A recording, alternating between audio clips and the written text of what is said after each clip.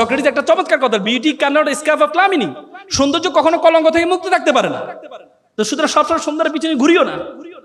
একটু আগে আমি একটা শুনানি করে আসলাম, সকালে একটা জেরা করলাম, একটা মেয়ে, একটা বুয়েটের একটা ছাত্র, সে একটা মেয়েকে বিয়ে করলো, সুন্দরী মেয়েকে, খুব চমৎকার সুন্দরী মেয়ে।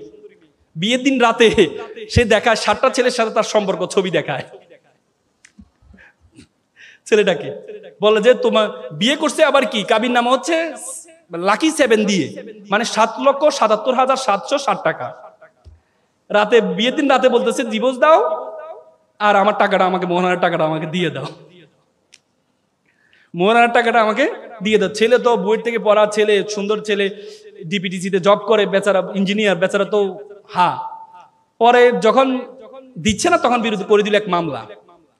তো পরে ফার্ম গেটের ছেলেটা একটা কম্পিউটার দোকান থেকে প্রিন্ট করছে, যে তাকে তো ছবিগুলো দেখেছে, 7-8 জনের সাথে সম্পর্ক আছে, প্রিন্ট করছে। তো কম্পিউটার দোকানে উনি বলতেছে ভাই কি ঘটনা, বলছে এই অবস্থা, আমার একটা ভালো লয়ার দরকার। তখন কম্পিউটার দোকান নাকি আমার কথা রেফার করলো, ক্রিমিনাল লয়ার হলে উনি এটা ভালো জানে, ওনার কাছে আপনি যান।